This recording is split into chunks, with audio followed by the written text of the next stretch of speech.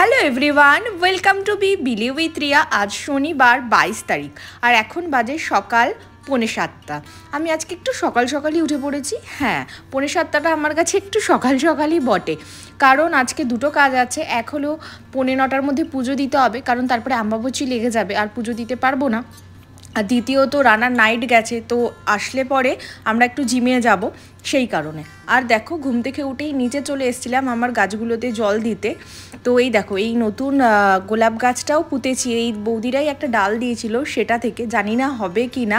আর নিচে ফুলগুলো ফুটে থাকে, এত সুন্দর লাগে দেখতে না, কি যে বলবো। আর যাই হোক, গাছে আমার জল দেওয়া হয়ে গেছে। আর এই বৌদিরাও মাঝে সাঝে জানো তো আমার গাছগুলোতে জল দিয়ে দেয়। আসলে ব্যালকানির থেকে গাছগুলোকে শিফট করে নিচে দিয়ে দিয়েছি, কারণ ওখানে এত রোদ, এত গরম যে গাছগুলো আর বাঁচতে পারছিল না। আর দেখো, যেই নিচে দিয়েছি একটু বৃষ্টির জল পেয়েছে, নতুন কচি ডাল বেরোচ্ছে, তার মানে গাছটা হয়তো ধরে যাবে, এই গাছটা। আর এই দুটো গাছ দেখতে হবে যে এই দুটো গাছেরও কি হয়। বাট এই নিচের বৌদিরা বলছিল যে না, দুটো গাছই হয়ে যাবে, একটু সময় লাগবে, বাট হয়ে যাবে। আশা করি গাছগুলো ঠিকঠাক হয়ে গেলেই ভালো। ওপরে এসে এখন ঘরটার একটু পরিষ্কার করে নিয়েছি, কারণ ঘরটা পরিষ্কার করে ঘরটা পুছে পুজোটা করে নিতে হবে। পুজোটা করেই আজকে জিমে যাব, কারণ আজকের ফার্স্ট প্রায়োরিটি হচ্ছে পুজো করাটা। অ্যাকচুয়ালি আমি জানি না, পুজো না করতে পারলে না বেশ মনটা ভালো লাগে না।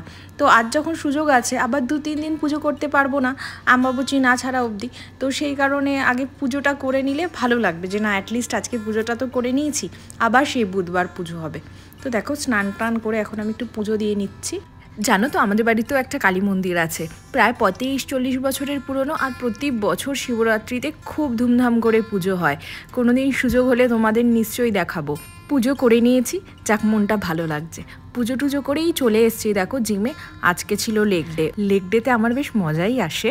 আর রানার কিন্তু একটু কষ্ট বেশি হয় লেগ ডেতে। আর বাইসেপ অ্যান্ড ট্রাইসেপের দিনে যেমন আমার একটু কষ্টটা বেশি হয়, আর রানা বেশ মজা পায় কিন্তু। যাই হোক, জিম হয়ে গেছে। জিম করে আমরা ফেরার সময় একটু মাছ নিয়ে নিলাম। আজকে এর জন্য বাইক নিয়েই এসেছিলাম। জিমটা সামনে হলো, মাছের দোকানটা বেশ অনেকটাই দূরে, তো মাছ প্রায় অবরেই পাওয়া যায়। তো মাছ নিয়ে চললাম বাড়িতে। বাড়ি এসেই আগে ব্রেকফাস্ট বানাতে লেগে পড়েছি, কারণ প্রচণ্ড খিদে পেয়ে গেছে। আর আজকে না ব্রেকফাস্টে হচ্ছে ধোসা। বাট এই ধোসার ব্যাটারটা না আমি একটু অন্যরকমভাবে বানিয়েছি। এটাতে একটু চাল দিয়েছি, তার সঙ্গে একটু কাঁচা মুগ ডাল, মানে গ্রিন মুগ যেটা হয় না, ওটা দিয়েছি। আর তার সঙ্গে যেমন একটু বিউলির ডাল, এই 3টেকে কালকে রাতে ভিজিয়ে রেখেছিলাম। আজকে জাস্ট ওটা মিক্সিতে গ্রাইন্ড করে এখন দেখো বানাচ্ছি। চাল আর বিউলির ডালটা তো নর্মাল, ওটা তো সবাই দেয়, বাট গ্রিন মুগটা অ্যাড করেছিলাম, তো বুঝতে পারছিলাম না ভালোভাবে উঠবে কি না। বাট দেখো, বেশ ভালোই হয়েছে। আর তার সঙ্গে বানিয়েছি পিনাট চাটনি। হেলদি ব্রেকফাস্ট, জিম করে এসেছি যেহেতু। Breakfast done, but lunch prepare করার মতন না শরীরে এনার্জি নেই, জানো তো। আর সব থেকে বড় কথা হলো, এই যে ধোসাটা বানিয়েছিলাম খুব ভালো হয়েছিল। তোমরাও বাড়িতে ট্রাই করে দেখতে পারো, আশা করি ভালো লাগবে। আর আমার তো বেশ ভালো লেগেছে। তোমার হেলদিও আছে। আর ধোসা, ইডলি এগুলো তো ব্রেকফাস্টের জন্য খুব ভালোই, তোমরা জানোই। তো ভালো লাগলো বেশ। আর সবথেকে বড় কথা, ভেঙে যায়নি, সবগুলো ঠিকঠাক মতন উঠেছে। এটা দেখে আমি প্রথমে ভাবছিলাম ভেঙে যাবে, উঠবে তো ক্রিস্পি হবে তো না, গোলা রুটির মতন হয়ে যাবে। বাট না, ক্রিস্পি হয়েছে। জাস্ট ভালো লেগেছে আমার আর কি, জাস্ট ভালো হয়েছে।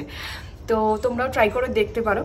আর চাটনিটাও দারুণ হয়েছিল, পিনাট চাটনি করেছিলাম। আর কোকোনাট চাটনিটা আমি বেশি প্রেফার করি, বাট আজকে পিনাট চাটনিটা আমি ফার্স্ট টাইম খেলাম, আর সত্যি ভালো লাগলো।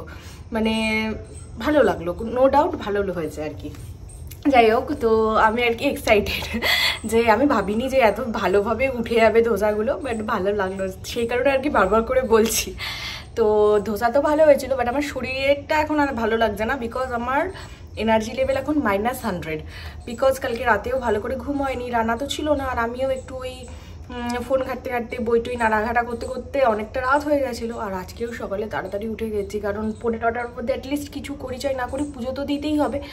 আর তারপরে আবার রান্না আসলে জিমে যাওয়ারও ছিল।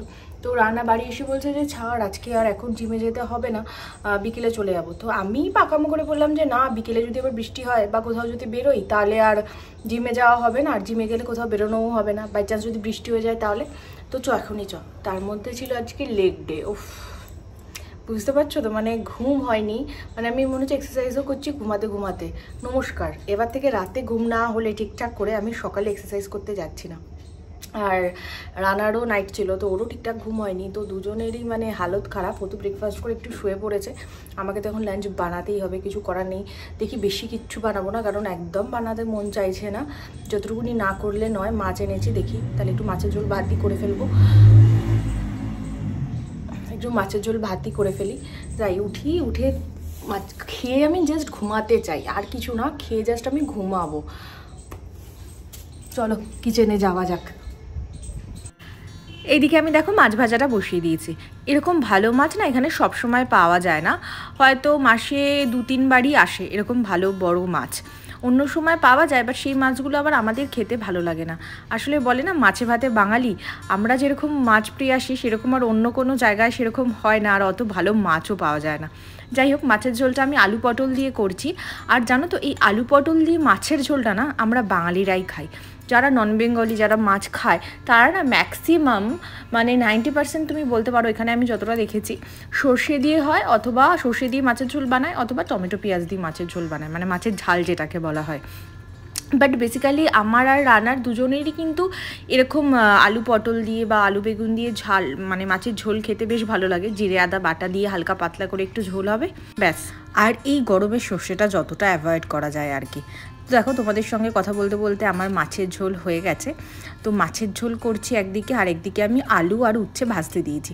বেশি রান্না করার একদম ইচ্ছা হচ্ছে না, তো সেই কারণে আজকে আমাদের সিম্পল লাঞ্চ মাছের ঝোল, উচ্ছে আলু ভাজা আর আমের চাটনিটা করাই ছিল।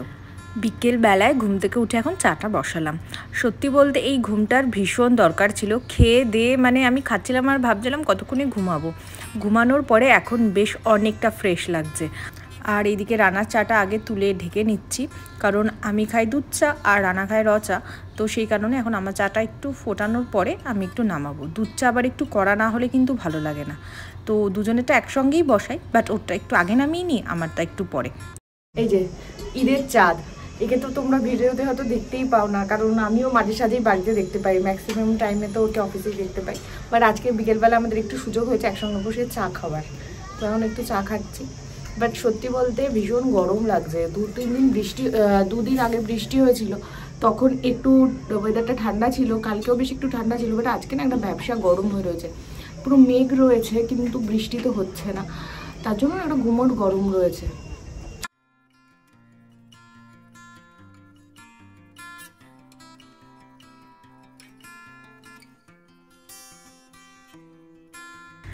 চাকে দুজনে এখন একটু নিচে এসেছি।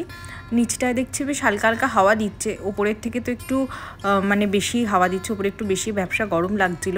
তো বাইরের পরিবেশটা বেশ সুন্দর, আর অনেক দিন পর আকাশটা এত সুন্দর লাগছে দেখতে, পুরো তাঞ্জাভুরের কথা মনে পড়ে যাচ্ছে।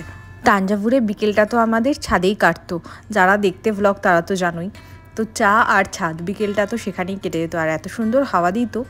আর আমার মনে হয় ওখান থেকে আমি যত সুন্দর সুন্দর সানসেট দেখেছি, কোনো সি বিচেও হয়তো অত সুন্দর সানসেট দেখা যায় না। যাই হোক, বাট আজকে এখানের আকাশটা দেখে তাঞ্জাভুরের কথা খুব মনে পড়ে গেল। তো আমি একটু নিচে বসাই ছিলাম, কিছুক্ষণ হাওয়া দিচ্ছিল যেহেতু। আজকে সত্যি বলতে কারুরই আর একদম বেরোনোর ইচ্ছা হচ্ছিল না, তো দুজনে মিলেই ডিসাইড করলাম যে বাইরে থেকেই একটু কিছু সন্ধ্যের স্ন্যাক্স অর্ডার করা যেতেই পারে। আর সেটা নিয়েই রান্না দেখো এই এখন আসলো।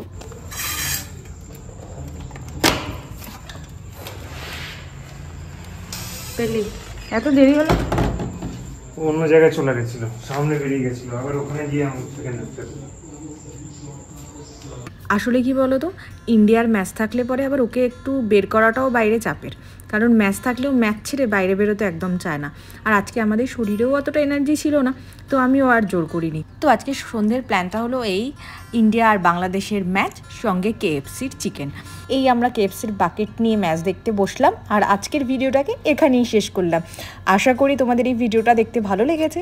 যদি ভিডিওটা দেখতে ভালো লেগে থাকে তো একটা লাইক করো, কমেন্ট করে আমাকে বলো তোমাদের কেমন লাগলো। আর আমার চ্যানেলে যদি তোমরা নতুন হও, এখনও আমার চ্যানেলটাকে সাবস্ক্রাইব করোনি, তো প্লিজ চ্যানেলটাকে সাবস্ক্রাইব করে নিও। তো bye bye guys, stay safe, stay happy, tata.